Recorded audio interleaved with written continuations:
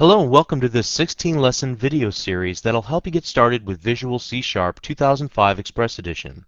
These lessons in the accompanying document with supplemental readings are designed to take someone who is a complete novice, who has never written any code before, or maybe has just written a little code a while back, and help them be productive in writing real-world applications within a few hours. Now, if this describes you, you're in the right spot. If you're already an experienced developer or an experienced .NET developer, quite honestly, there will probably be better ways for you to spend your time. If you're looking for videos on advanced concepts or on new features in Visual C# 2005, Visual Studio 2005, or any of the latest development products from Microsoft, please navigate to www.learnvisualstudio.net for instructional video tutorials aimed at all skill levels. So if you're just getting started, the aim of this series is to help you become productive quickly. With that as our goal, please keep in mind that there are many concepts that I'll either gloss over or just ignore completely, so you may want to use this resource as a good introduction. However, the videos are not intended to replace reference books or online help that comes with Visual C# 2005 Express Edition, so I recommend at the end of this series of lessons to also dedicate yourself to other books, online resources, or even my website, www.learnvisualstudio.net, for more instructional videos to help you come to a more complete knowledge of Visual C#, the C# language, and application development. Developing software, especially with a language like C# and a software application like Visual C# 2005 Express Edition, is a lot of fun. Sure, it can be a little intimidating at first, but if you just take a little bit at a time, just like everything else in life, you'll start seeing results. Now, in my mind, there's nothing more gratifying than imagining some software application that I want to build and seeing it begin to come together, working through the problems and the hurdles, and then finally seeing the end result and letting others use it. I hope after this series of lessons you get infected by the programming bug and begin to realize how exciting this can really be. Okay, it's time to get started. The lessons are arranged in the following way. Lessons 1 through 3 focuses on the workflow of building applications and getting comfortable with how to navigate around the Visual C# 2005 interface. Lessons 4 through 7 will focus on the C# programming language itself, as well as an introduction to the .NET framework. Lessons 8 through 11 will focus on working with data, displaying data from data sources like a database or an XML file, and handling the errors that come up in your application while it's running. And then lessons 12 through 16 will demonstrate the creation of an entire application from beginning to end, involving design, development, testing, and then deploying your application. The application that we'll build in the last 5 lessons will be an RSS reader. Now, if you're not familiar with the term RSS, that stands for Really Simple Syndication, and it's one of the latest trends on the internet. It allows websites, especially those websites that update their content frequently, like blogs, for example, to publish a short description of new articles as they're posted on the website. So users can subscribe to an RSS feed, which is basically a URL that points to a file on the web that contains the title of the article, a description of the article, a hyperlink so people can read the actual article.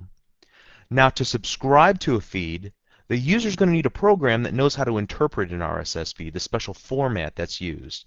Then it needs to periodically check each news feed that the user subscribed to so that it can determine if any of his favorite websites have new content available. So many popular websites have these little orange buttons with the word RSS or sometimes XML. This lets you know that an RSS feed is available for that website. Now, in our application, we're going to allow the user to subscribe to RSS feeds, which we're going to call channels. Then our application can be used to monitor those RSS feeds. And we'll have some other functionality as well, like being able to split up our feeds into various folders.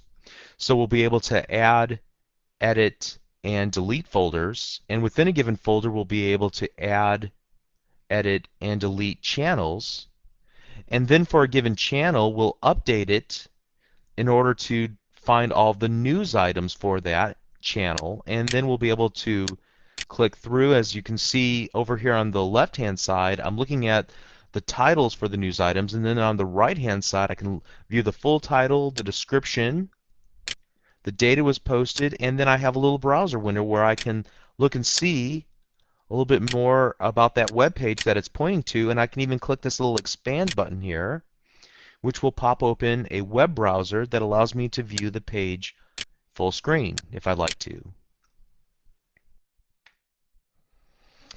But we have a lot of information to cover before we get to this point. But I wanted to dangle a carrot out in front of you so that you stay engaged in this series of lessons.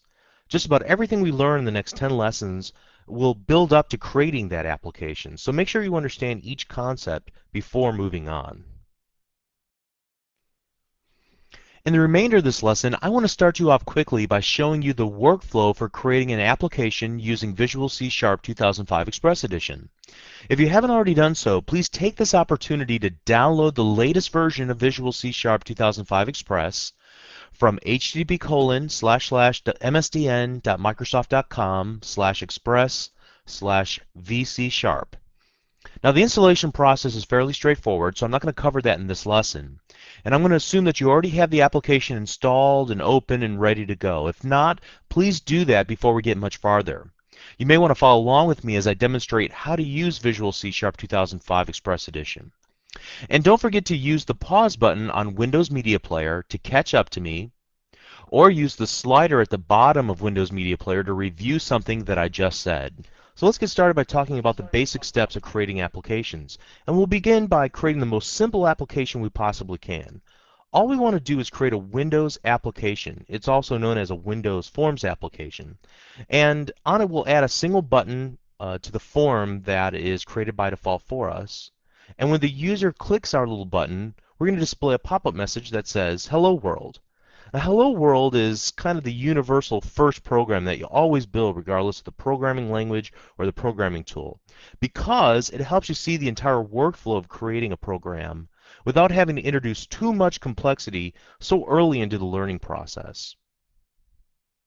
So let's begin by going to File, New Project, and in the New Project dialog we're going to select Windows Application as the template that we'll begin with. Now we're also going to change the name from Windows Application 1 to Hello World, and then we'll select the OK button. And it takes a moment or two, but what C# is doing at this point is creating a template for a Windows application. So by default, after a moment or two, what we'll see is a form that'll pop up with nothing on it. Now at this point we have a complete Windows application. Let me do this just to prove that point. I'm going to use my mouse cursor and go to this little button. This is the Start button. This allows us to run our application in what's called debug mode. It allows us to see what the application will do if we were to stop right now and compile it and give it to a friend. Let's go ahead and hit Start. And the program is compiling right now. And as you'll see, what you have is a complete Windows application. Admittedly, it doesn't really do anything at this point, but you have your form, and on the right-hand side you have your typical Windows control box, and to minimize, to make it full screen, or to bring it back to its original size, and also to close the application. And you have a control box here on the left-hand side that allows you the typical Windows commands to minimize and maximize and close and so on. So to stop this application, we'll just click the X button. Now the next thing we wanted to do was put a button on our form. And to do that, we're going to hover our mouse cursor over the toolbox, and when we do, notice that it jettisons out from the left-hand side and allows us to scroll through all the controls that are available to us. Now a control is typically a visual element that allows the user to either interact with your application or read information from your application.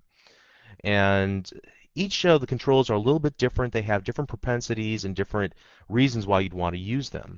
A button, for example, as we drag it and drop it off of the toolbox, will allow your user to indicate to the application that some action should be taken. So in this case, whenever the user clicks the button, they would expect something to happen, in our case, a message box that displays Hello World. So again, let's go to our Start button, run our application, and I want you to notice that we have a fully working application again. with a button. And we can click the button as many times as we want to. I can even hold the button down. Notice that it's a little bit grayed out when I do that. But nothing really happens at this point because we haven't written any code that reacts to that button click. So that's really our next step. Okay, so this can be a little bit tricky the first time you see it, so pay close attention. What I'm going to do is double click this button, and when I do, another file will be open within our main area. Now notice that we have a series of tabs at the top, and this is a good time to start talking about that. We can see the design view, which gives us a visual representation of what the form is going to look like. But then we can also see what's called a code view, and this allows us to write code that in this case reacts to things that happen on our form. Now, when we double click that button, it created what's called an event handler. We're going to talk about event handlers in lesson 3, so I don't want to get too far ahead of ourselves here. But notice that we have a blinking cursor on the correct line between these two little curly braces. So you want to make sure that you type the following line of code: messagebox.show, use an open parenthesis, quote, hello world, another quote, close parenthesis, and then a semicolon at the end. Now again, we'll take the time to discuss all the things that you see here. Let's not get bogged down in that just now. Let's just take it at its face value and type this information in. And then what I'm going to do is select the Start button one more time.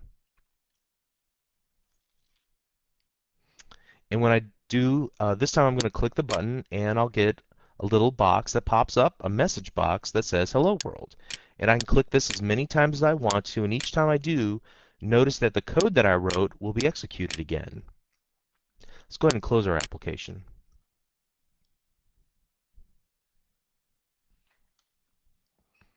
Okay, so we successfully created our first Windows application, a Hello World application. The next thing that we want to do, especially if we want to keep this application for future reference or to work on it again in the future, what we'll need to do is save our project. Now, there's two ways to do this. The first way is to go to File, Save All, or we can just use the toolbar shortcut for Save All. And when we do, notice that there's a little dialog that pops up that asks us for the name of the project, which we already named Hello World whenever we created the application. Then it asks us the location that we want to save our project to. Now, by default, it's going to attempt to put it in your My Documents directory under a subdirectory called Visual Studio 2005/projects. And it will create a new folder called Hello World. So let's go ahead and use the default. There's one good reason why you'd want to do this as opposed to finding a different location on your hard drive. And that reason is because a lot of the backup software that's available today for Windows XP looks by default in your My Documents directory and tries to save it. So if that's the case, then you'll automatically get the benefit of backing up all of your source code if you were to follow this little convention. Okay, great. So our application is now saved. We're going to come back to that thought in just a moment, but let's talk about how our project's organized. First of all, there's a lot of code that can be added to a software application, and all the code that gets compiled into a single program is called a project. So a project is an organizational unit that keeps track of all of the files that will all be compiled together into one application, usually a .exe program. There's also another organizational unit called a solution.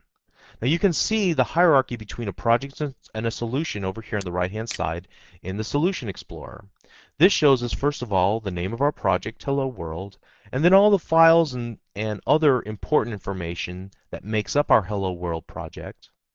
Over here, below it, such as our Form 1, for example, and then there's other files like a program.cs that we didn't have to modify, that were created automatically for us whenever we use the Windows application template, whenever we were creating a new application.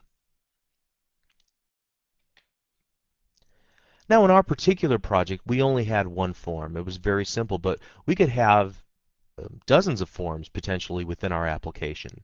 And so they'd all be listed here within the Solution Explorer, underneath the main organizational unit called Hello World. That's our project. Also, a solution can contain multiple projects. Now, the reason why you'd want to do that may not be very clear right now, but once you get into more advanced software development, the concept of a solution might come in handy. So let's just table that discussion for right now and focus just on the main organizational unit being our projects. And again, just put another way, the only purpose of a project is to keep track of all of the files and all of the code that belongs to a single application. Now let's take a brief moment and open up our Windows Explorer. I'm going to go to Start, and I happen to have it pinned here, but you may have to navigate to All Programs, Accessories, Windows Explorer in order to view what's on my hard drive now, what was placed on my hard drive. So by default, mine comes up to My Documents. I'm going to find my Visual Studio 2005 folder, and then I'm going to find my Project subfolder, and notice that I have a Hello World folder underneath that. Now, we have a solution file here. We can pull things over so you can see it a little bit more easily. Keep in mind that that is the top organizational unit, so a solution can contain projects. So what will happen is there will be one project folder for each project in a solution. Since we only have one project, there's only one subfolder called Hello World. Happens to be named the same thing. So this is the folder for the project itself. Notice first of all that we have a Visual C# project file. So this will keep track of all the files that belong to our project. Then we also have a few files with the similar names, form1, form1.cs, form1.designer.cs. The purpose of these will become more obvious in the next lesson, so we'll just table that discussion too for right now. But then we can also see our little program.cs and so on. Now there's a special folder where our compiled applications live once we run the application. Whenever we run the application, there's an interim build called a debug build that allows us to run the application but then also see the results of running the application by putting breakpoints and things of that nature, which we'll talk about in just a moment. But if we wanted to run our application, now we have two places we can run it from. We can go back to our Visual C# interface and then select the Start button. Or we can just go down here and drill into our bin folder, which is a special folder that was created automatically for us, and then go to the debug folder. And you'll notice there's a couple of files there, but the one in particular that has the type of application is our Hello World application. So we can double click it and we can run it just like we were if we were to run it a few moments ago in Visual C#. So we have a complete application, and if somebody had the .NET framework, we could actually take this application now and put it on their hard drive and it would run. But there's actually a better way to do this, and that's not the preferred way. So let's just not do that at the moment. I just wanted to let you know that a real application has been built. It's a debug version of the application, but it's still able to run just as if we were to run it or install it on somebody else's computer. So this gives us a pretty good overview of what happens on our hard drive whenever we save our application. Also the organizational units of projects. We have projects which contain files of source code. And then we also have a solution which contains multiple projects. And we've seen how that's structured on our hard drive. So I'm going to close Windows Explorer for right now and move on.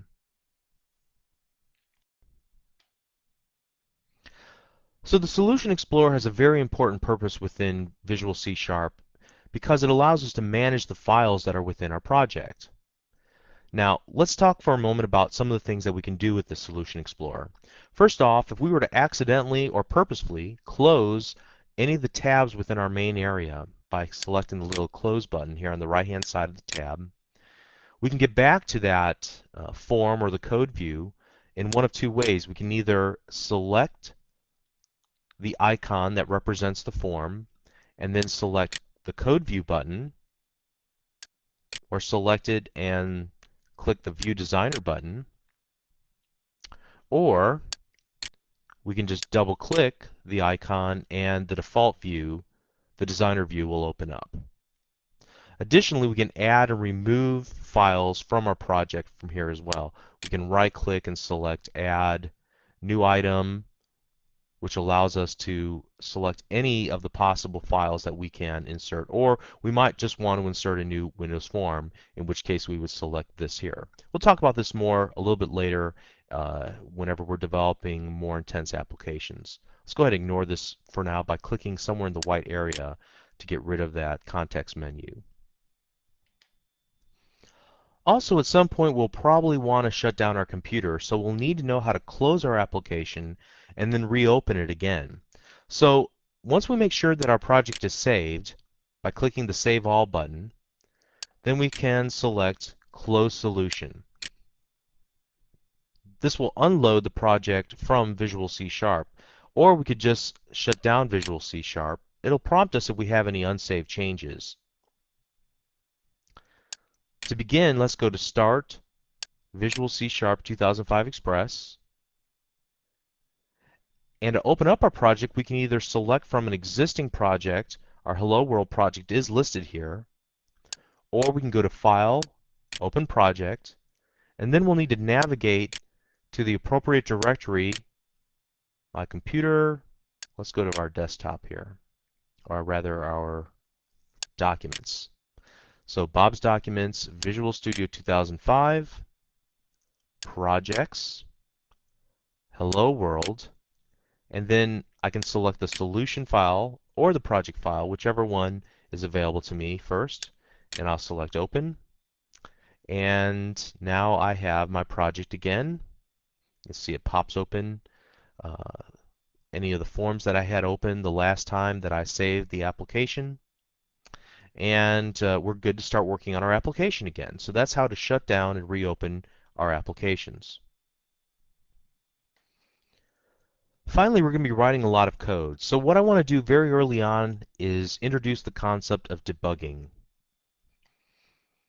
And when I use the term debugging, what I really mean is that we want to pause the execution of the application so that we can watch each line of code execute and look through the code and see if there's something that catches our eye. Now, this is very useful whenever our programs get much larger and we need to observe what's going on behind the scenes, because sometimes our applications may not give us enough feedback, or something's going on, it's hard to pinpoint the exact problem.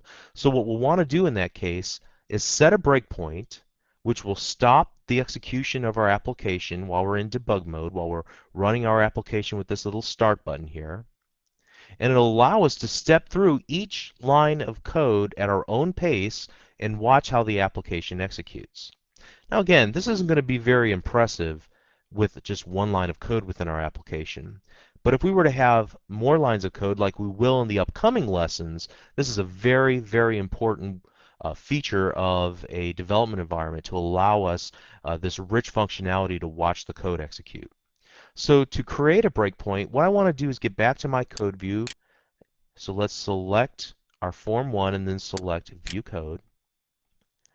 And what I want to do is put a breakpoint on the line of code that we wrote, the messagebox.show hello world. So to create a breakpoint, there's actually a number of ways. The easiest way is to just go to the left-hand side of that line of code, and this little gray area, we want to click it. And when we do, notice that a little red button appears, and then our text is highlighted in red. This tells us that the application will stop executing at this line of code, and it'll wait for us to take over. So now let's run our application by clicking the Start button. Our application is executing just fine, but whenever I click button 1, notice that that red line of code now turns to yellow. This tells me that that's the next line of code that will be executed. Now to walk through this line of code, what I can do is simply use one of these buttons that have been added to our development environment because we're in debug mode. So I'm going to click either the Step Into button or F11, but I could just as easily select the Step Over or Step Out, and we'll talk about those much later in this series of lessons. For our purposes right now, let's just click the Step Into button, and when I do, notice that it executed that line of code to display a message box, and I'm going to click OK and go back to our code view, and notice that the next line of code is this end of our little method here, the little curly brace. So we can just either select to step into one more time, or I'm just going to select to continue executing the application, and now we're running the app again in full speed. So just keep that little tip in mind. We're going to use that throughout the coming lessons to watch how our code executes, especially in lesson number 4 and 5. So phew, that was a lot of information for the first lesson. I hope you enjoyed it, and if there's something that didn't make sense, please watch it again. Or just continue on, and some of the questions you might have in your mind might be answered in upcoming lessons. So this would also be a good time to read through the first 2 or 3 lessons in the accompanying document that I provided. If you enjoyed this video, please visit www.learnvisualstudio.net to download and watch over 400 videos just like this one, aimed at all skill levels, on many different topics related to C#, Visual Basic.net, ASP.NET, and more. Thank you.